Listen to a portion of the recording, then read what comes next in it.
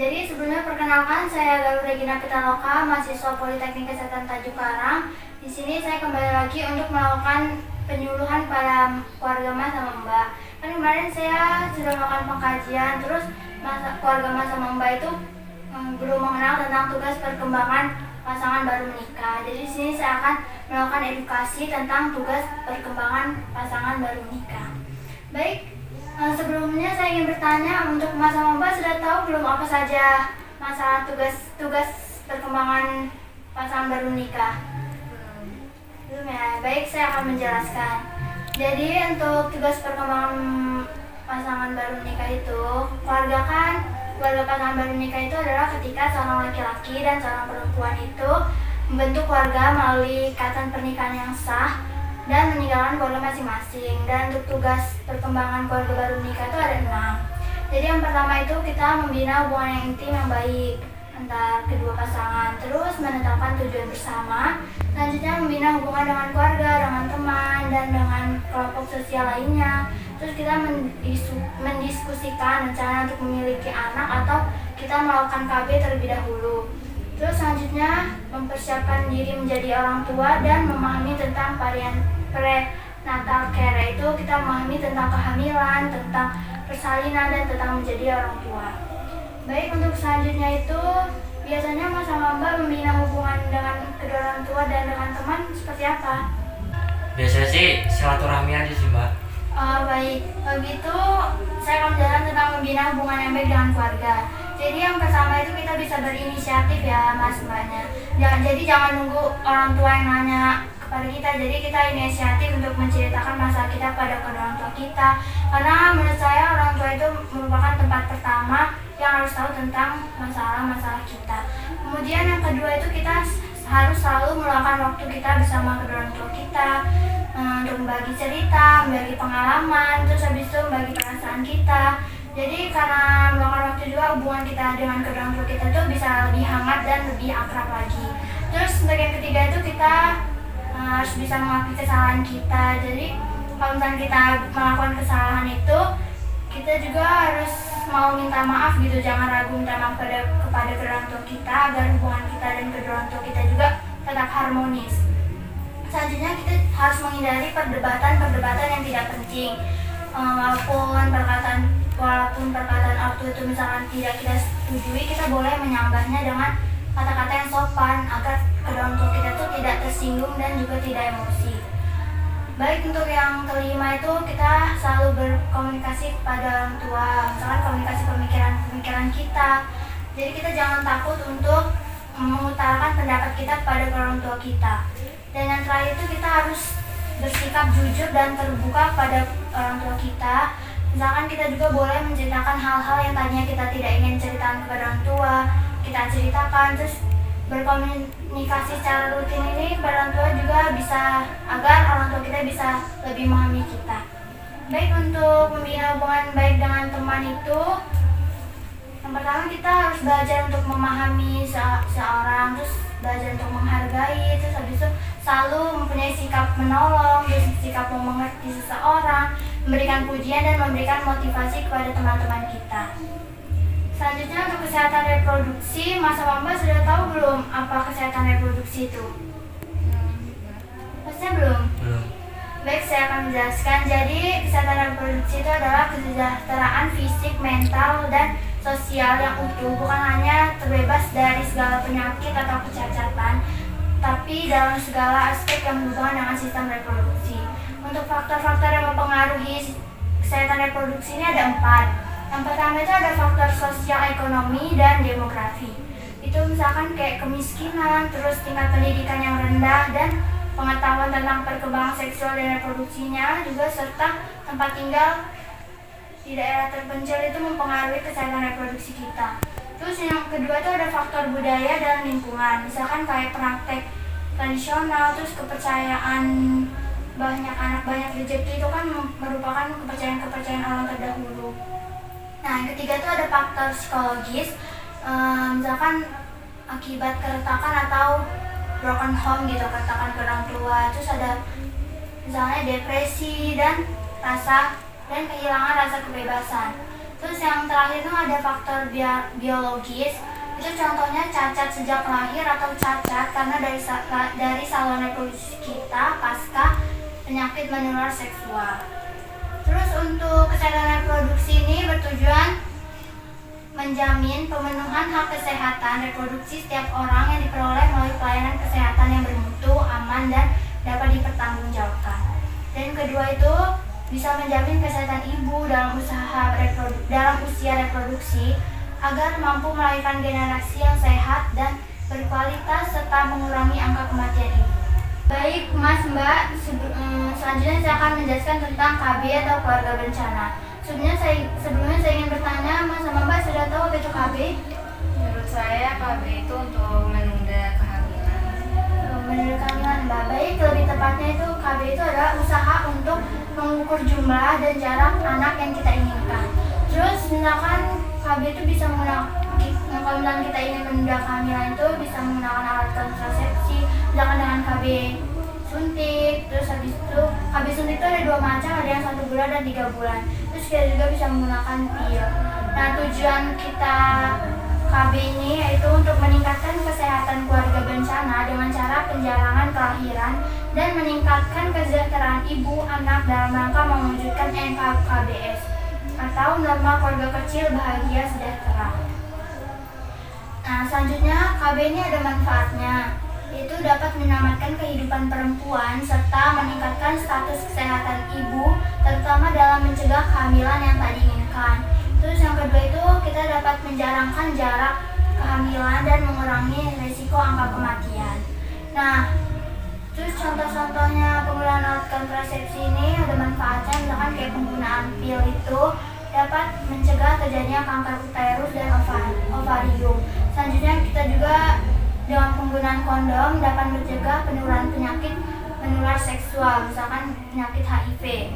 Tapi KB ini ada kekurangannya Mas Mbak, karena program KB dirasa dianggap kurang memadai karena tidak semua posyandu itu dibekali dengan infrastruktur dan keahlian perusahaan KB. Ditambah juga di beberapa daerah, misalkan di pedesaan itu terlalu kurang pengetahuan tentang KB gitu. Jadi mereka masih beranggapan bahwa banyak anak itu banyak rezeki.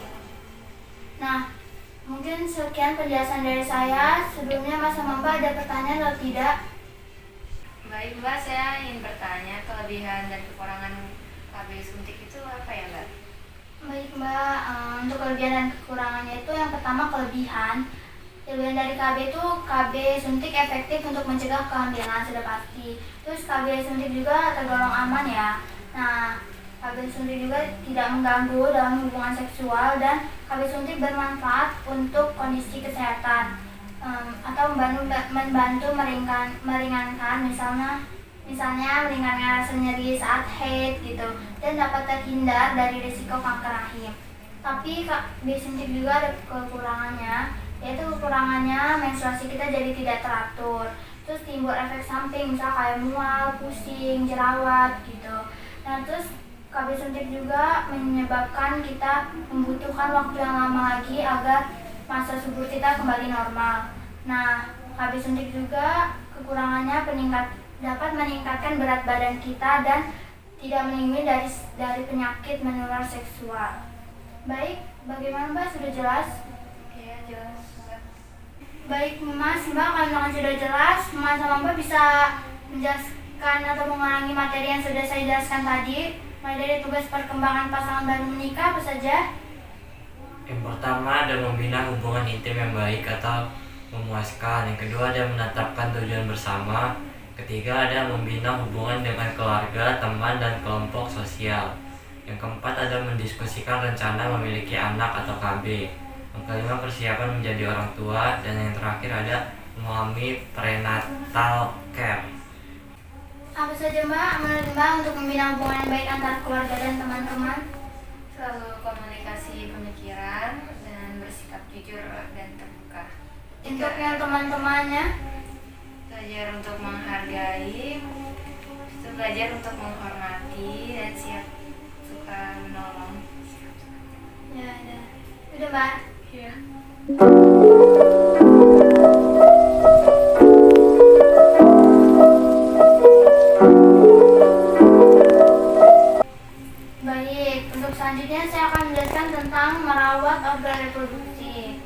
Nah, merayakan reproduksi itu yang pertama kita selalu pakai pakaian atau handuk yang lembut, kering dan bersih, juga tidak berbau atau lembab. Terus selanjutnya kita memakai celana dalam dengan bahan yang mudah meresap keringat.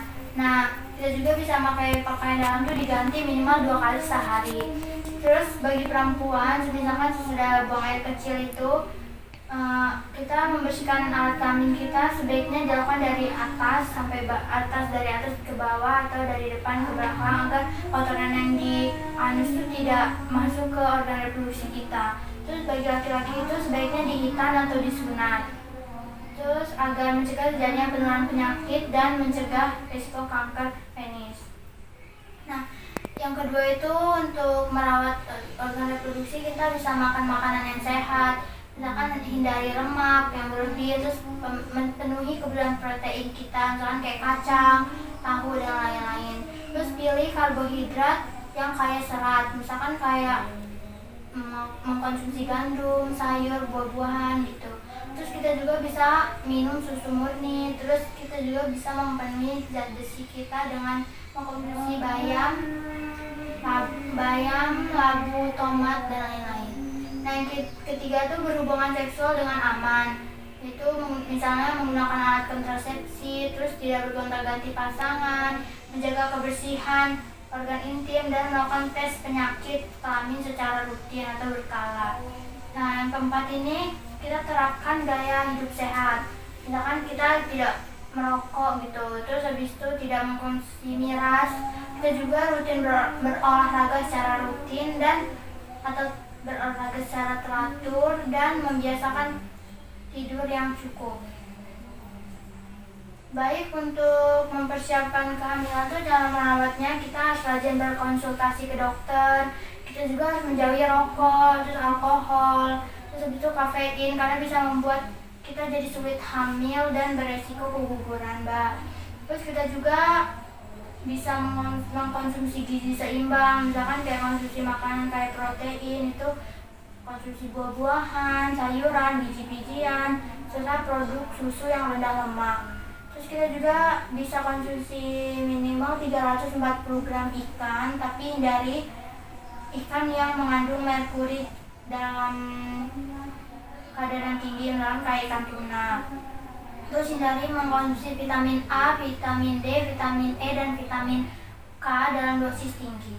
Terus kita juga berolahraga secara rutin dan cukup istirahat, relaksasi juga harus terhindar dari stres. Baik, saya sudah menjelaskan. Apakah ada pertanyaan? Tidak. Baik, kalau gitu saya lanjut saja ya untuk memodifikasi lingkungan.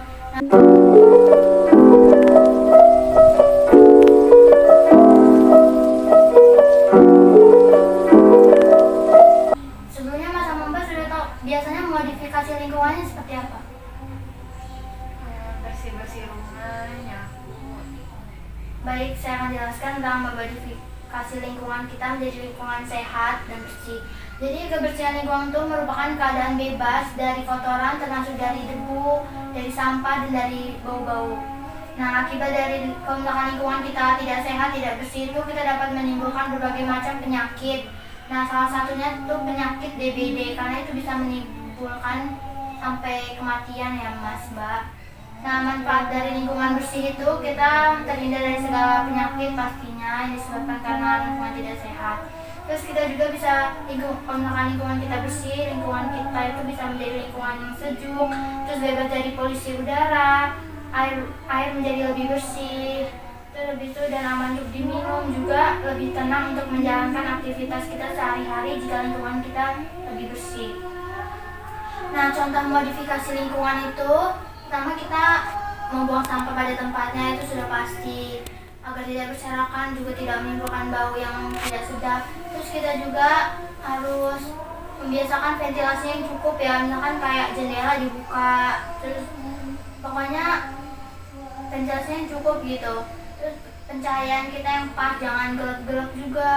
Terus perabotan rumah yang ditata dengan rapi, terus habis itu rajin membersihkan rumah, terus habis itu sama melipat baju yang bergantungan agar tidak menimbulkan banyak nyamuk. Nah, Saya juga akan menjelaskan tentang fasilitas kesehatan. Nah, Mas sama Mbak biasanya fasilitas kesehatan yang Mas Mbak tahu apa? Rumah sakit, puskesmas, dan klinik. Oh ya, baik, untuk fasilitas kesehatan saya akan menjelaskan. Nah, fasilitas kesehatan itu adalah sarana kesehatan yang berkaitan dengan penyelenggaraan pelayanan kesehatan secara individu, baik yang bersifat promotif, preventif, kuratif, atau rehabilitatif. Nah, pelayanan kesehatan adalah upaya untuk mencegah serta meningkatkan kesehatan, menjaga, mengobati penyakit, dan juga memulihkan kesehatan pada individu, keluarga, kelompok, hingga masyarakat luas yang dilakukan oleh perorangan maupun kelompok. Terus jenis-jenis fasilitas kesehatan tuh ada 8. Yang pertama ada tempat praktis mandiri tenaga kesehatan, terus yang kedua ada puskesmas, ketiga ada apotek, keempat ada rumah sakit, kelima ada unit transfusi darah, terus keenam ada optik, ketujuh ada fasilitas pelayanan kedokteran, dan yang terakhir ada fasilitas pelayanan kesehatan tradisional. Nah, terus saya akan menjelaskan tentang fasilitas kesehatan tingkat 1, tingkat 2, dan tingkat 3. Yang dimaksud dari fasilitas tingkat 1 atau fasilitas kesehatan primer itu yaitu tempat pertama yang dikunjungi pengguna BPJS berupa misalkan kayak puskesmas, klinik, atau dokter umum. Nah, untuk yang fasilitas tingkat 2 atau fasilitas kesehatan sekunder itu misalkan itu untuk pasien-pasien yang dirujuk dari tingkat 1 ke tingkat 2 gitu. Itu pelayanan lanjutan yang membutuhkan pelayanan rawat jalan atau rawat inap. Dilakukan oleh dokter spesialis berupa itu contoh untuk tempatnya itu rumah sakit tipe C, rumah sakit tipe D, serta rumah sakit swasta. Untuk fasilitas yang ketiga itu fasilitas kesehatan ketiga atau fasilitas kesehatan tersier itu pelayanan yang mengutamakan pelayanan subspesialis atau subspesialis luas. Jadi dia emang yang terkhusus gitu ya Mbak, Mas. Nah, contohnya tuh kayak rumah sakit tipe A dan rumah sakit tipe B yang seperti RSUD, terus hingga rumah sakit swasta. Jadi kenapa sih kalau misalkan dibagi-bagi jadi tingkatan itu? Nah, tujuannya pembagian tingkatan fasilitas kesehatan itu agar penanganan pada pasien lebih maksimal lagi. Dengan begitu, setiap pasien akan mendapatkan penanganan yang tepat sesuai dengan kondisi yang dialami pasien, sesuai dengan kondisi gangguan kesehatan yang dialaminya. Nah, saya sudah selesai menjelaskan materinya. Bagaimana Mbak? Apakah ada pertanyaan? Tidak, Mbak, sudah jelas.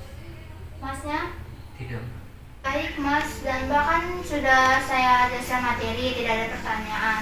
Kalau gitu Mas sama Mbak bisa mengulangi kembali apa yang sudah saya jelaskan tadi dengan dimulai dari cara merawat organ reproduksi, gimana Mbak? Cara merawat organ reproduksi itu dengan makan makanan yang sehat, berhubungan seks dengan aman, terapkan gaya hidup sehat. Baik. Nah, untuk selanjutnya itu modifikasi lingkungan. Kalau menurut Mbak, contoh-contohnya modifikasi lingkungan yang Mbak lakukan seperti apa? Membuang sampah pada tempatnya, ventilasi yang cukup, pencahayaan yang pas, tidak gelap, rajin membersihkan rumah, dan lainnya. Nah, untuk fasilitas kesehatan ini jenis-jenisnya yang Masnya tahu apa aja? Puskesmas, apotek, rumah sakit. Di situ optik, fasilitas pelayanan kedokteran, fasilitas pelayanan kesehatan. Baik. Nah, untuk perbedaan fasilitas kesehatan tingkat 1, tingkat 2, tingkat 3-nya itu apa Mas?